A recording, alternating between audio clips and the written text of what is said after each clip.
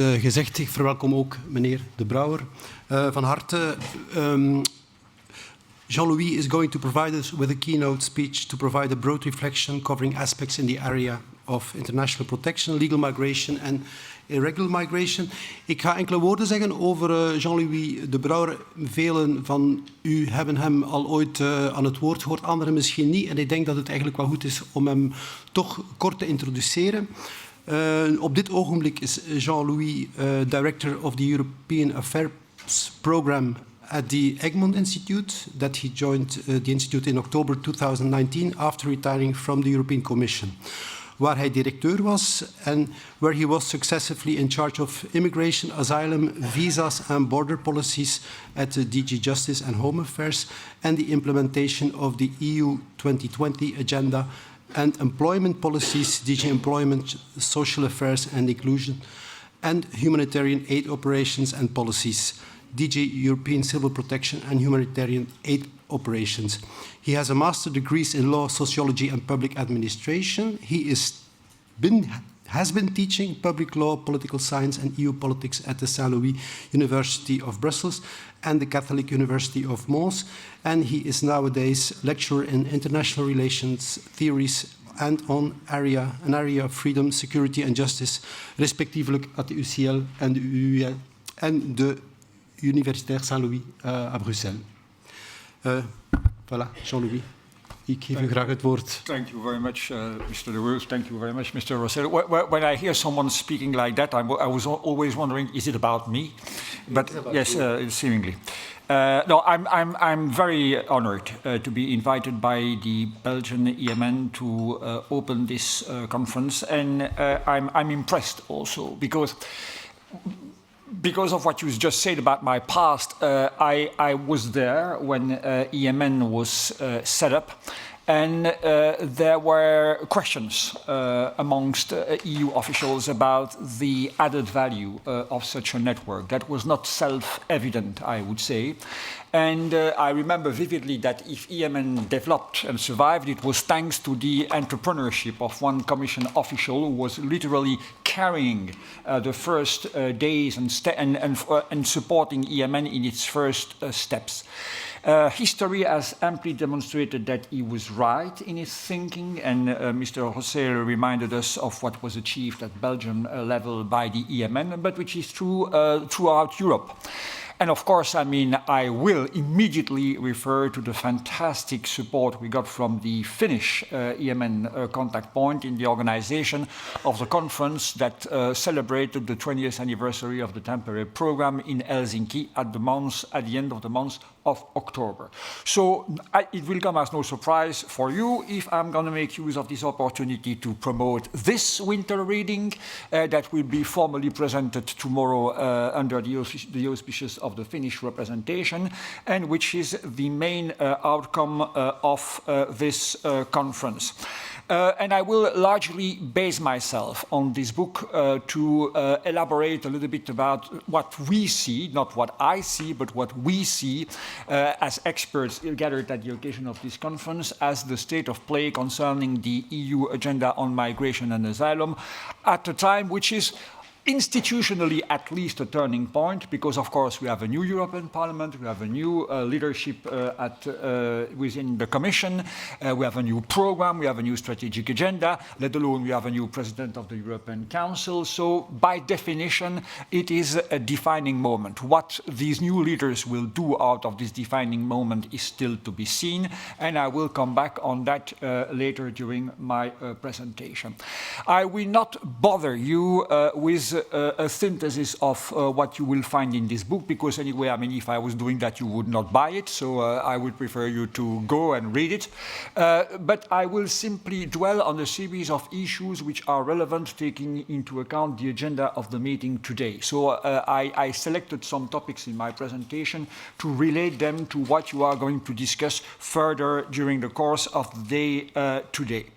I think that we should first of all bear the basics in mind. Well, I'm going to start by a platitude, but migration is there to stay. I feel a bit like a librarian, but preparing this presentation, I found this publication that I would recommend all of you to read. It's the International Migration Drivers, which has been published by the Joint Research Center of the Commission, and which amply demonstrate that worldwide migration is a phenomenon that will stay with us. That it's linked with humanity, by the way. It's intrinsically linked with humanity. It's there to stay, and we should not shy away from it. All the drivers of the crisis, the so-called crisis, and I will come back on the notion of crisis, are still there. We see a constant increase of arrivals in the island of the Aegean Sea. The shipwreck next to Mauritania is demonstrating that this old Western Mediterranean route is being reopened. And even if we want to take a broader focus, I was struck reading recently some news about the increased number of African migrants who are intercepted when trying to cross the Mexican-American border. So, I mean, it's there, it's worldwide, it's multidimensional, and it will stay with us. Should this non-management of the migration keep on stay with us, we might be very soon confronted with another of these, and I use again the inverted comma, crisis, because we are not prepared to cope. I mean, when I look at the situation of the EU asylum and migration policy for the time being, I have a little bit the same feeling as those who are saying that should we have another financial crisis like we did have in the at the end of the previous decennia, we will not be able to resist because the banking system has not been restored. It's not solid. We have nothing like a European banking union, and we are still as fragile as we were before the crisis. We are still as fragile as we were before the crisis, although some foundation has been laid, and I will come back on that. But let's see again what is mushrooming around the situation between Greece and Turkey today. It shows that, okay, all the ingredients are still there to confront us with another politically difficult situation. What are the main challenges? I think that contrary, and that's the reason why I used inverted commas or quotes when using the word crisis, we should definitely, whatever the situation is, get out of this, switch out of this crisis mode management of the migration flows. Because it led indeed to some not so well thought decision to be taken. Let me take two examples. The last proposal of the Commission concerning the revision of the Dublin regulation might not be the best initiative ever taken by the Commission, and it has been amply demonstrated.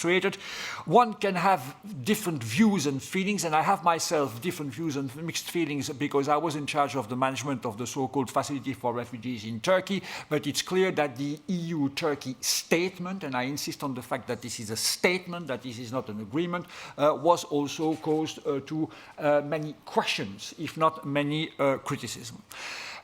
We have also to change the narrative, and gotten a platform like EMN has a key role to play on that. We have to stop assimilating migration to a pathology.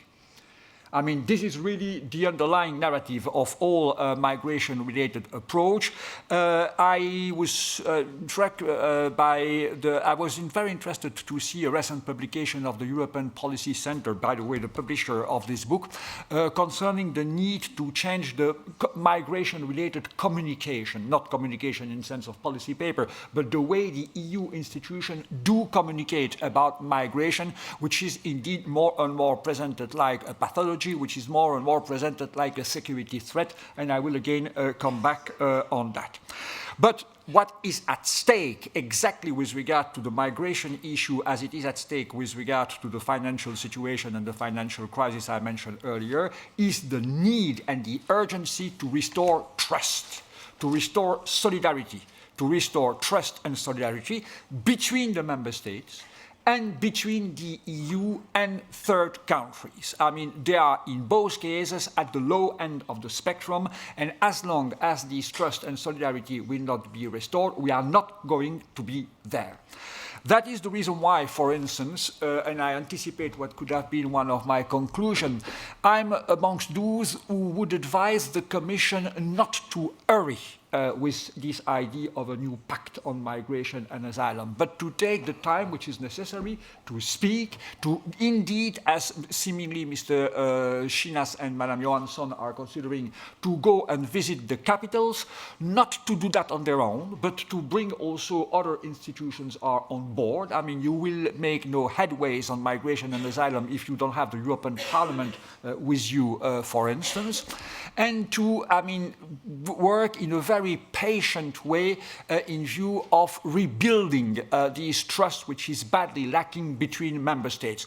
Look, for instance, at the multiplication of proposals that were thrown to the last Justice and Home Affairs Council with regard to solidarity. There was a German proposal, there was a French proposal, there was a Visegrad country proposal, there was a very good paper from the Finnish presidency, for instance, and you have, I mean, to try to connect dots which are not to be connected because they are starting from very different approach and very different point of views. So time will be here of the essence to rebuild this trust, as well as trust will have to be rebuilt with third countries, and I will come back on that later. Now, some thoughts about the item on your agenda. And of course, I mentioned it earlier, and I could not escape, starting by a reference to Dublin. I mean, you rightly link Dublin, the reform of Dublin, to the reform of the European asylum system, because indeed we are now in a political stalemate because a certain number of member states have made absolutely clear that whatever progress was achieved on the negotiation on the other Commission proposal, and there has been progress achieved on the other Commission proposal, they would not budge until a decent solution, decent according to their standards, would not be found concerning Dublin. So indeed, the two are clearly interlinked. But I think that there is a much more dangerous and toxic link which is now being made between Dublin and Schengen. There were discussions about this in Helsinki, and you had really two schools of thought. Those who were of the view that the two issues had to be decoupled on the political agenda, and those who were of the views that they were intrinsically linked. I'm afraid that I belong to the second category. First, because for institutional and historical reasons. I mean, Dublin is the daughter of Schengen. That is very simple, clearly, so they are intrinsically. But also because there is a political link of that. And that we are not going to go back to the normal Schengen freedom of circulation area without control, even control or open control at the internal border, as long as a solution on the distribution of asylum seeker, the responsibility sharing will not be found. That is as simple as that, I'm afraid. So we have to bear that in mind. Now, a few ideas were thrown in Helsinki, which I think deserve consideration with regard to what the next generation of a Dublin-type system could be. Again, you might say we don't need Dublin. I have full understanding for those in the room who might think that we have to get rid of Dublin. But let us assume that we keep Dublin, which is the most probable political scenario for the time being.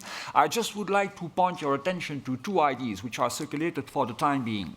The first one was taken over, I think, by the German minister, and it's the idea that, okay, Dublin should cease to be, I mean, a state-to-state business, and that the implementation of Dublin should be transferred to the European Asylum Support Office. This is a very interesting move. This is a very interesting move, because what we noted in preparing Helsinki, and that was confirmed, is that with regard to the migration management agencies, and I put Frontex and EASO in the same bag here, we are making at EU level implicitly, almost invisibly, but very clearly, a quantum leap. The very nature of these agencies is changing. They are now being given executive powers. They are now being given executive powers. It raises a series of issues which remain to be sorted out. I'm not saying that there are no solutions. I mean, we have to think about that. But in terms of accountability, for instance, in terms of judicial procedure, because if individual decisions are taken by EASO tomorrow concerning the allocation of asylum seekers, I mean, someone will have to, I mean, there must be some kind of judicial overview mechanism of this decision. But I have the feeling, I would say, that we are going in that direction. The second idea that was floated in Helsinki, and which should be considered, is yes, but let us listen to what the asylum seekers are actually wishing. Let us reintroduce some kind of not completely free choice, because again, I mean, we have to remain within the realm of political realism, but let's pay much more attention to the wishes of the asylum seekers instead of forcing them to move and having, I mean, this now well-documented phenomenon of multiple asylum requests, well-documented by looking, for instance, at the Eurodac statistics. So I think that these are two tracks, I would say, that should deserve further consideration. The second issue I would like to raise and mention is the question of the return and readmission, which is also, I mean, I would even dare to say, okay, you can tweet and quote me outside this room, in a way polluting the debate about migration at EU level. We had recently a very interesting discussion at the European Policy Center, building upon a study that they have released about the return and readmission policy of the EU. I think that we have to protect ourselves against a fantasy. The fantasy that states will stop returning individuals or families. That will stay. I mean, we are in a world where a sovereign state has the competence to say to someone who has no right whatsoever, in whatever status, to be on its territory, dear sir, dear madam, I want you to leave. I mean, that is something that it will stay with us. I don't see the contrary happening. But the question is now how to implement it. I was confronted with the issue of the thinking about return in my, surprisingly enough, maybe in my last position in the Commission when I was dealing with humanitarian aid, because you learn a lot about return when dealing with humanitarian aid, and it's part of your morning agenda when you are going to deal with beneficiaries of international protection traveling back to the country of origin. That's exactly about that. Bear in mind that one of the challenges ahead of us, and it's close to be with us, will be the return of Syrian refugees. And it is about that we started elaborating. I always quote the sentence of a colleague of mine he has moved to another position, a regional director of HCR, dealing with the Middle East region, and who was explaining telling me how difficult it was for him to explain that returning people is more than putting them in a bus with $100 and say goodbye and see you at home.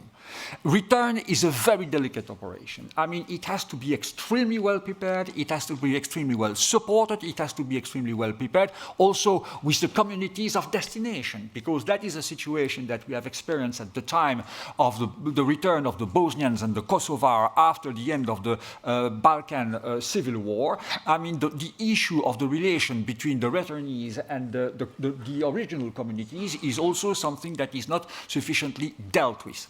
And I really came to the conclusion, that's a very personal view, that return is possible if and only if it is as well prepared as the resettlement operation. That is to say, it's really about transplanting individuals from an environment where they might have stayed together alone or with their families for 5, 6, 7 years, bringing them back to their communities of origin, which is also for them reopening traumas, because it has to do with the reason why they left their community of origin, and it has also to do with cultural reason, because someone who is returned, I mean, there were a lot of elaboration, very interesting elaboration, question about the cultural dimension of irregular migration. It is part of the culture of some communities to send the youngsters abroad, and it's a kind of transition to adulthood for them. So when they come back to their community of origin, it's indeed with a feeling of failure, which makes their reintegration in their community of origin very difficult, and which is a very powerful push factor with the famous revolving door effect of return operation. So return is there to stay, but it has to be well thought, well prepared. And from what we've heard during this panel, some findings about the lack of monitoring of return of operation, the lack of assistance of return operations are definitely, should definitely be a matter of concern.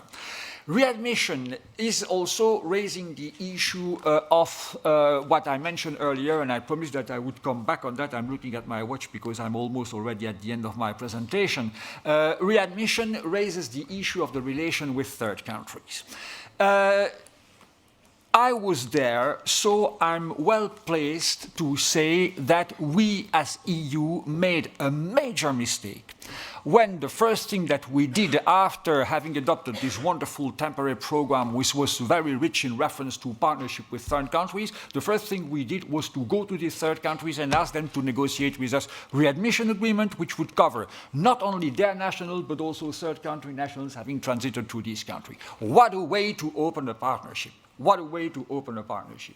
And since then, we have been, that was, as we say in French, le ver dans le fruit. Since then, I mean, we have to regain, if at all possible, the trust of this third country and convince them that when we refer to partnership, we mean partnership. And we have not been able to do that. There are a series of mechanical reasons. They have to do, for instance, on what you are going to discuss this afternoon, which is the lack of EU tool with regard to economic migration. I mean, the EU cannot make any offer in terms of economic migration because it depends entirely on the wishes and the availability of member states to engage on that. But there are many other reasons why, they don't trust us. We have also, as EU, to pay attention to something which I discovered recently. I mean, you learn every year when you are in the migration business. 15 years ago, I mean, it was very difficult to convince diplomats that they have to engage on conversation with regard to migration with third countries. It was seen as an irritant in the negotiation with third countries. They were not ready to do so. Now we have moved exactly on the opposite side. And migration is totally overarching a series of agenda with third countries to the point that we are not able to make a balance anymore between migration-related priorities, and other priorities, geopolitical priorities, economic priorities. Look at the state of the EU-Turkey relation, for instance, where we are totally Turkey-dependent because of the statement that I mentioned earlier. Look at the impossible position the EU ended up in dealing with the Libya file, for instance, because we have let the migration concern totally dominating the agenda of our relation with Libya. So there is a lot to be done there, not only to restore trust, but to put some order in the house of the EU external relation. Now, last but not least, and I will make a long story short, I would like to refer to the item on your item on the this afternoon agenda, and that's economic migration. I hear more and more voices, and I'm very glad to hear them, referring again to regularization and economic migration. I could, in a Belgian context, I could refer to the note of Mr. Magnet, but I will not do that. Clearly, we presented at the occasion of the Helsinki conference a UNDP report, which is exactly strictly about the need to reconsider regularization, look at the migration policy which is now proposed by Mr. Johnson in the framework of the EU election. It's all about economic, not about regularization, but it's all about an economic migration based on a point system. I read recently a very interesting paper in a French-speaking journal, a newspaper, about the theory of two American economists giving, the possibility of someone who does not want to enter into the national labor market to rent its right to enter into the labor market to a foreigner. That's a very interesting intellectual approach. But I see this new way of thinking reappearing since the previous pact, the one imposed by Mr. Sarkozy at the time he was chairing the European Union. Regularization had become a pornographic word at EU level. I think that we have to get out of the world of pornography with regard to regularization. Now, by way of conclusions, it's impossible to conclude such a debate or discussion, by the way, and it's on the contrary an opening of your discussion today. I would like to put my new hat of a think tanker. I ventured the wonderful world of think tanks 2 months ago. And I have the deeply rooted feeling that think tanks have now a very specific role to play in European affairs. What do I mean by that?